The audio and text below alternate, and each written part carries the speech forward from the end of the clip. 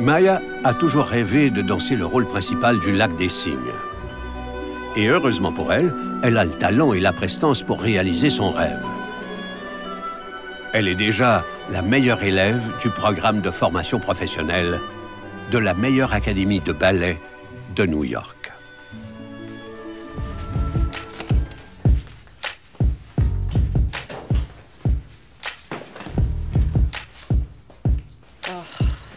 Tu es vraiment doué. Quoi, tu es d'accord? Tu te crois vraiment doué? Faut pas détester, mais apprécier. Burke. La vie de Maya tourne autour du studio. Ses amis sont là, de même que son petit ami Nicholas, un danseur lui aussi. Chaque fois, il te dit « Oh, Maya, je t'adore, je t'adore. » Oh. Peu importe. Les filles et moi, on va manger un bol de tofu végétalien. Tu viens, la nulle? Oh, en fait, j'ai un rendez-vous. Ah oui? Avec Nick? Mhm. D'accord, je ne veux pas entraver ton pas de deux.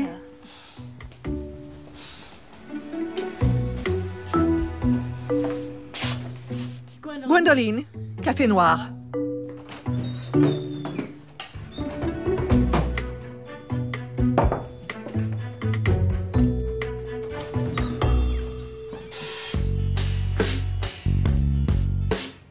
Afin de pouvoir payer ses cours de danse, Maya vit à la maison avec sa mère Brenda.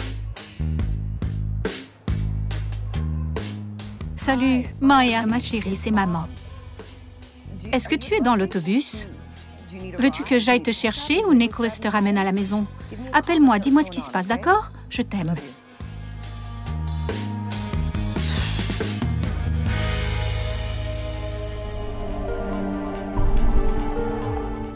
Maya, où es-tu? C'est ta mère, rappelle-moi. Quelques heures et plusieurs messages plus tard, Brenda est folle d'inquiétude. Bonjour, j'aimerais signaler la disparition de ma fille. 6 heures. J'ai 2 filles extraordinaires. Alors je comprends que 6 heures, c'est une éternité pour une mère quand sa fille a disparu. Mais si on dressait un rapport chaque fois que quelqu'un disparaît pendant quelques heures, tous les gens dont la batterie de téléphone est à plat trouveraient la police devant leur porte en rentrant à la maison. On attend donc 24 heures pour s'assurer que la personne a vraiment disparu. Ou pour découvrir qu'ils se sont enfuis pour tourner dans une télé-réalité sans le dire à personne. Sérieusement, c'est déjà arrivé. Le lendemain matin, il n'y a toujours aucun signe de Maya.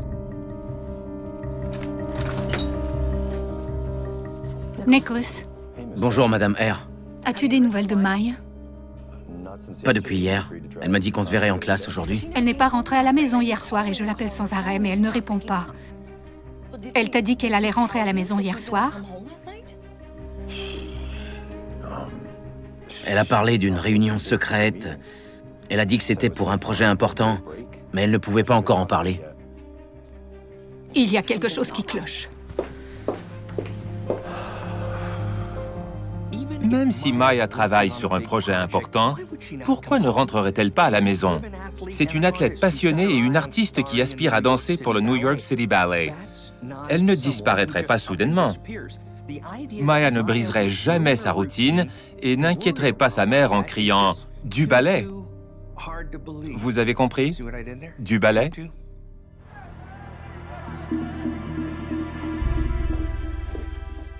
Gwen, je dois parler à ma fille. Est-elle ici? Elle n'est pas là. Elle n'est pas venue au cours aujourd'hui. Elle a séché le cours? Gwendoline, je suis affamée. Salade de fruits. Maya a parlé à Teresa hier. Elle pourrait peut-être vous aider. Vite, Gwendoline, vite! Brenda sait que Maya ne manquerait jamais un cours de danse. Teresa, tu sais où est Maya? Comment le saurais-je? Je lui ai demandé si elle voulait venir avec moi hier, mais elle allait regarder la télé avec Nicholas. Et c'est bizarre, parce que quand je suis partie, elle parlait à une fille à l'arrêt d'autobus. Une fille? Qui? Je sais pas. Elle était emmitouflée. C'est difficile à dire.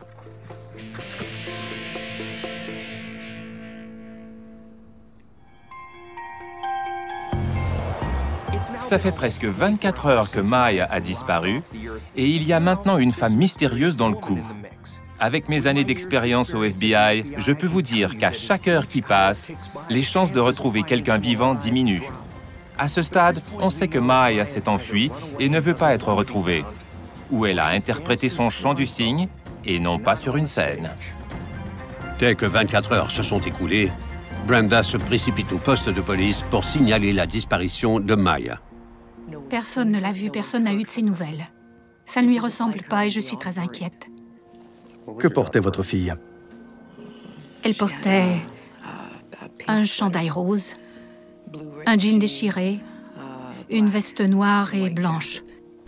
Et je crois qu'elle portait ses espadrilles blanches. Brenda partage également les informations de Nicholas et de Teresa concernant la rencontre secrète de Maya et la femme à l'arrêt d'autobus. Maya avait-elle un comportement inhabituel avant sa disparition? En fait, elle a reçu un étrange coup de fil l'autre soir. Toutes ces informations peuvent paraître superflues. Mais lorsqu'il s'agit d'une personne disparue, on ne sait jamais qu'est-ce qui permettra de résoudre l'affaire. C'est pourquoi tout compte, même les petits détails. Si vous voulez que la police retrouve votre être cher, souvenez-vous qu'elle ne peut pas le faire seule. Nous formons un ensemble, je veux dire, une escouade.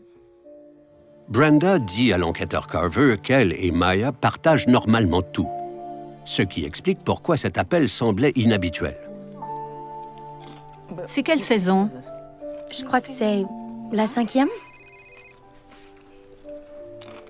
Allô? Oui, elle est à côté de moi. Oui. Je peux te rappeler? De quoi s'agit-il? Rien. Teresa voulait me poser une question. J'aurais dû lui demander de me dire ce qui se passait, mais je ne voulais pas agir comme une mère autoritaire. Beaucoup de parents veulent être les meilleurs amis de leurs enfants et ne pas s'immiscer dans leur vie personnelle. Croyez-moi, je comprends, mais il est important de s'assurer de leur sécurité. Si quelque chose ne va pas, renseignez-vous. Même si cela signifie que vous devez adopter une attitude plus autoritaire. Vous croyez que je ne sais pas de quoi je parle? Rappelez-vous que j'ai 2 filles, moi aussi. Connaissez-vous Gwen? Oui, bien sûr. C'est la réceptionniste de l'école de danse de ma fille. On la connaît depuis des années. L'enquêteur Carver a tracé l'appel dont Brenda lui a parlé sur le cellulaire de Gwen. Non, non, non! Nicholas! Suis le rythme, s'il te plaît! 1, 2, 3, 4! 1, 2, 3, 4! Recommencez! Prêt? Et 5, 6, 7, 8! Gwen et Maya ont longtemps dansé ensemble quand elles étaient enfants. Lorsqu'elles ont auditionné pour le programme de formation professionnelle, Maya a été acceptée, ce qui lui a permis d'exceller, tandis que Gwen a été refusée. Afin de poursuivre ses études à l'école, Gwen a accepté un poste de réceptionniste. Magnifique, Maya! Oh! Tu es radieuse. Splendide. Gwendoline, suis l'exemple de Maya. Si tu danses comme elle, tu pourras peut-être faire partie du programme d'entraînement au lieu de manger des frites toute la journée en boudant à ton bureau. Oui, mère. Un instant. Petronella, l'ancienne ballerine étoile et directrice de l'école, est la mère de Gwen? Je ne m'y attendais pas du tout, puisqu'elle traite sa fille comme une servante ou un animal domestique. Pas étonnant que Gwen soit piégée dans le monde de la danse. L'excellence est le seul moyen de gagner le respect de sa mère. Mais c'est dommage que ce soit la seule voie pour Gwen, parce qu'elle semble avoir un talent artistique.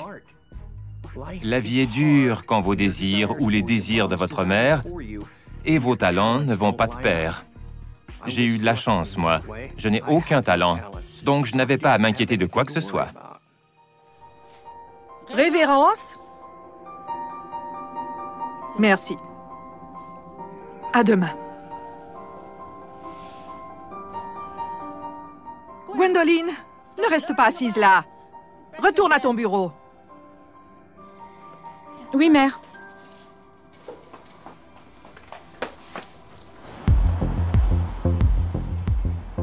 En se basant sur les informations de Brenda et les relevés téléphoniques de Maya, l'enquêteur Carver décide que le moment est venu de poser quelques questions à Gwen. Mais quand il va à son appartement, personne n'est à la maison. Les gens pensent que les forces de l'ordre agissent comme dans les émissions de télévision. Mais en fait, il y a beaucoup de protocoles à respecter. Même si l'enquêteur Carver doit découvrir ce qui se passe, il ne peut pas simplement enfoncer la porte ou fouiller l'appartement. Il est donc temps d'utiliser les bonnes vieilles techniques de travail d'enquêteur pour retrouver Gwen. L'enquêteur Carver se dirige vers le second chez-soi de Gwen, le studio de danse. Oui? Êtes-vous Gwen? Je ne suis pas réceptionniste, monsieur. Je dirige cette école. J'ai été première ballerine pendant plus d'une décennie. Je dois parler à Gwen. Elle n'est pas là aujourd'hui. Elle est... malade. Pendant qu'il est au studio, l'enquêteur Carver décide d'en apprendre davantage sur la relation entre Maya et Gwen. Est-ce que Gwen et Maya se fréquentaient en dehors de l'école? Maya détestait Gwen. Vous avez vu cette fille? Elle fait ses achats dans une friperie et elle s'empiffre toujours de frites au resto au bout de la rue. Pour autant que je sache, elle ne pourrait jamais être amie. L'enquêteur Carver cherche Gwen à son restaurant préféré. Il apprend qu'elle y mange 3 fois par semaine et qu'elle commande toujours la même chose. Un double burger au fromage, des frites et un grand lait frappé aux fraises. J'ai vu Maya danser aujourd'hui. Elle sera bientôt célèbre et je serai à ses côtés. Elle ne peut rien faire sans moi. Elle m'a dit un jour que je suis comme un gâteau rempli d'arc-en-ciel et de sourires.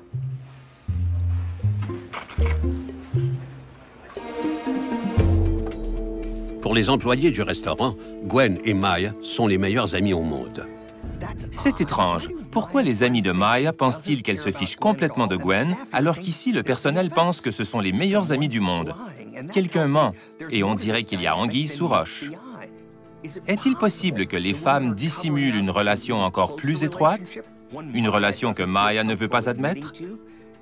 Peut-être que Gwen et Maya se sont enfuis ensemble, ou Gwen a aidé Maya à disparaître. Quoi qu'il en soit, Gwen nous cache la vérité. L'enquêteur Carver retourne à l'immeuble de Gwen, mais elle ne répond toujours pas à la porte. Cette fois, il obtient les clés du propriétaire. Gwen?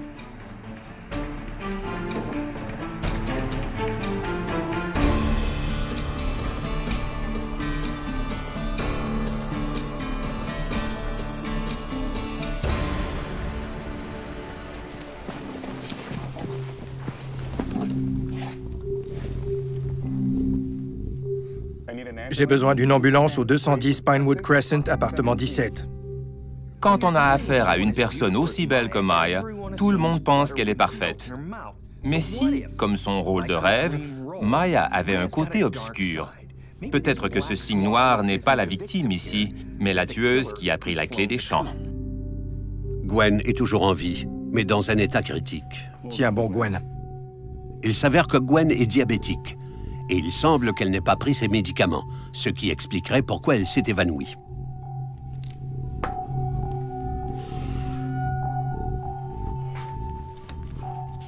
L'enquêteur Carver découvre également un journal rempli de pensées et de croquis. C'est bien plus qu'un journal intime. C'est une fenêtre sur l'esprit de Gwen. Et tout ce qu'on y voit, c'est Maya, Maya, Maya. Maya est la meilleure danseuse qui n'ait jamais vécu et elle est plus belle que les ballerines dans les boîtes à musique. Elle l'adule, mais l'obsession de Gwen pourrait facilement se transformer en harcèlement, ou même pire. Dans son journal, Gwen admet que la seule raison pour laquelle elle a accepté le poste au studio était pour rester près de sa mère, Petronella, afin de l'impressionner.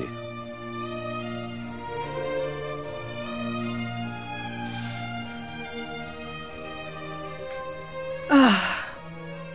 Oui. Oui, Maya. Très bien.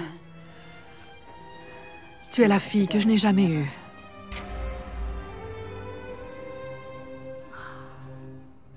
Comme Maya est devenue la meilleure étudiante du programme de formation professionnelle, elle est aussi la préférée de Petronella. Ce n'est pas étonnant que Gwen ait jeté son dévolu sur Maya. Petronella a dit qu'elle aimerait plus sa fille si elle ressemblait à Maya, dansait comme Maya et se faisait des amis comme Maya. Gwen a l'impression que si elle pouvait se rapprocher de Maya, elle pourrait obtenir tout ce dont elle jouit, y compris l'amour et le respect de Petronella. Gwen a fait tout ce qu'elle pouvait pour s'immiscer dans la vie de l'étoile montante. Pourquoi quelqu'un dirait ça? C'est si stupide. Allez, je suis tellement excitée pour ce soir, ça va être génial. Oh mon Dieu, pourquoi me suis-tu comme mon ombre? Je le jure, je pourrais te frapper au visage et tu trouverais ça génial. Désolée, je ne devrais pas. Je voulais juste...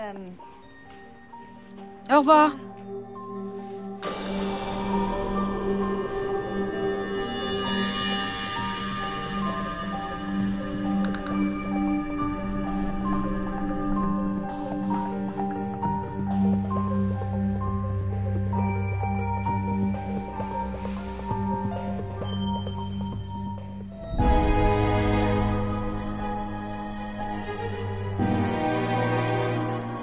Comme Gwen n'arrive pas à se rapprocher de Maya, elle élabore un nouveau plan, se transformer en Maya, en lui volant son succès, ses amis et l'amour de Petronella.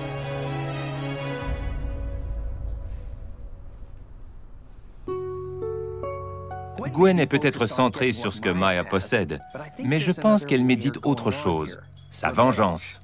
Gwen en veut à Maya de l'avoir rejetée et d'être la préférée de Petronella.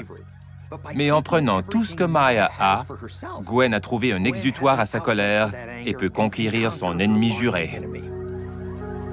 Gwen trouve rapidement un plan pour éliminer Maya.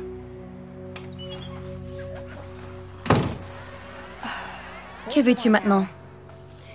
L'ami de ma mère a vu une vidéo de toi qui danse et il veut te parler d'un spectacle qu'il dirige. Ça t'intéresse de le rencontrer? Oh mon Dieu, c'est fantastique. Je veux dire, je suppose que ce serait bien. Parfait, je vais organiser une réunion. Mais tu ne dois en parler à personne, ça doit rester un secret. D'accord.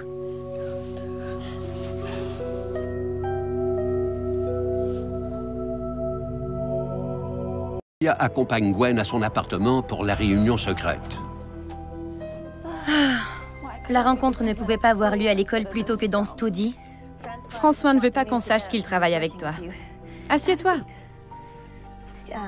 Tu sais, quelqu'un pourrait prendre une photo et du coup, tout le monde saurait que tu as le rôle.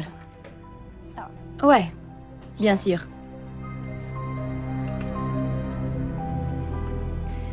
Oh, il est en retard. Tu veux manger quelque chose? Il me reste des lasagnes. Non, je ne devrais pas. Allez, tu devrais fêter. D'accord. Mais si tu le dis à quelqu'un, je te tue.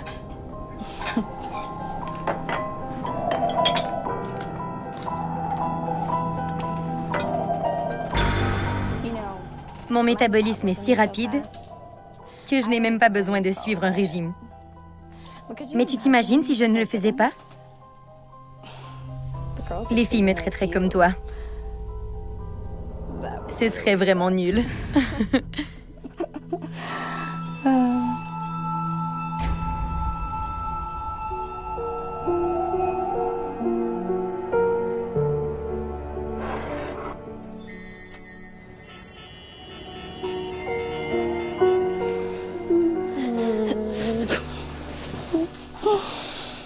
Tu sais, si tu coupais tes cheveux, tu ressemblerais totalement à un garçon britannique.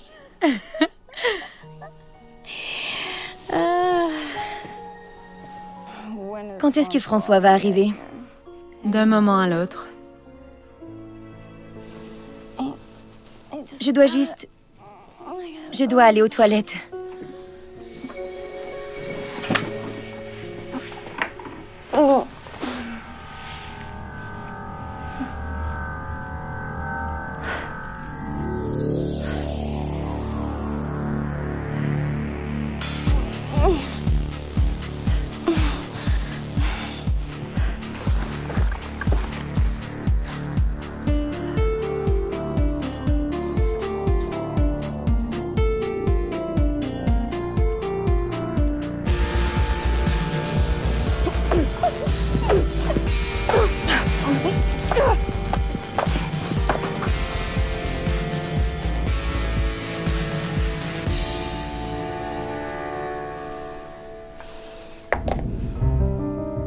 J'ai entendu dire que les chaussons de pointe sont mortels, mais j'ai toujours pensé que c'était pour les pieds. Ce n'est pas terminé tant que le rideau n'est pas tombé, n'est-ce pas? Ça, c'est pour l'opéra. Le récit du meurtre de Maya dans le journal de Gwen est troublant. Mais l'enquêteur Carver n'a aucune preuve que les paroles de Gwen ne sont rien de plus qu'une histoire tordue. Il est possible que ce ne soit qu'un fantasme, mais je ne le pense pas, parce qu'en général, les fantasmes ne sont pas aussi détaillés. Mais vous ne pouvez pas arrêter quelqu'un sans preuve, et on ne peut même pas prouver que Maya est morte, et encore moins que Gwen l'a tuée. Cela signifie que l'enquêteur Carver doit reconstituer ce qui est vraiment arrivé à Maya le jour de sa disparition. Lorsque l'enquêteur Carver fouille le reste de l'appartement de Gwen, il fait une autre découverte surprenante. Un certificat de naissance au nom de Maya et le reçu pour un espace d'entreposage. Peut-être que les écrits dans le journal de Gwen sont vrais, mais qu'elle a décidé de garder Maya en otage dans un espace de rangement au lieu de la tuer. J'espère que c'est le cas, mais peu importe ce qui s'est passé, je suis certain que la clé pour découvrir la vérité sur la disparition de Maya se trouve dans cet entrepôt.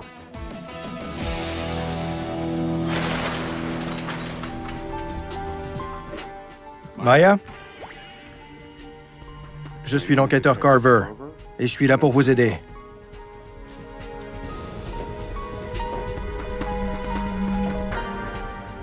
L'obsession de Gwen est encore plus maladive qu'on ne le pensait. Pensez au temps qu'elle a passé à assembler tout ça. Lorsqu'une personne est aussi absorbée, ce n'est qu'une question de temps avant que quelqu'un finisse derrière les barreaux, morte, ou les deux.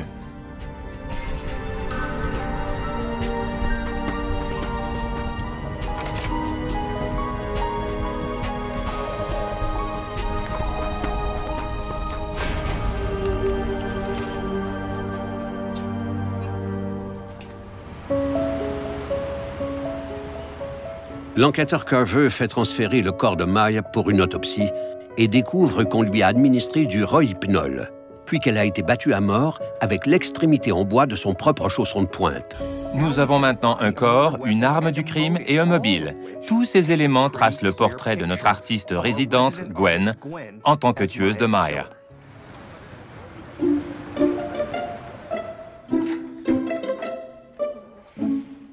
Je ne peux pas manger maintenant. Ma petite fille.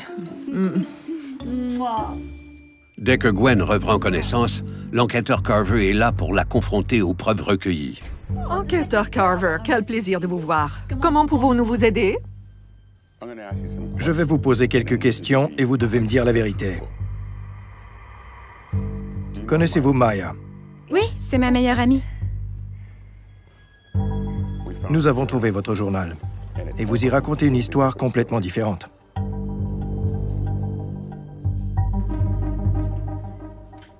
Ce journal, c'est de la fiction. C'est de la pure fiction. Je ne ferai jamais rien pour blesser Maya, je l'aime. On a aussi trouvé votre espace de rangement. Et Maya. Il est temps de dire la vérité.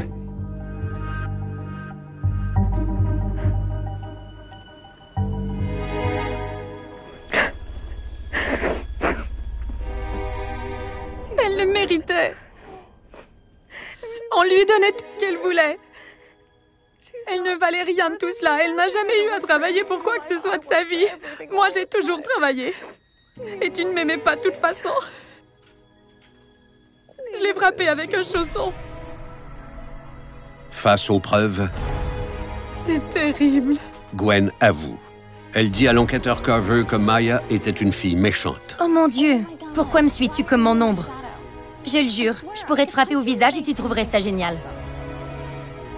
Gwen a donc décidé de s'attribuer le premier rôle.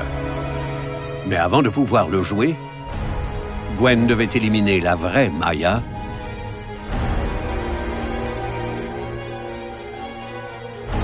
et s'assurer que personne ne trouve son corps.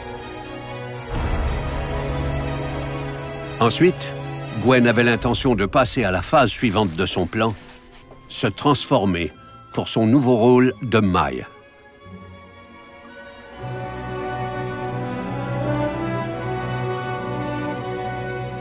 Elle a commandé un certificat de naissance avec sa nouvelle identité et prévoyait s'enfuir à l'autre bout du pays.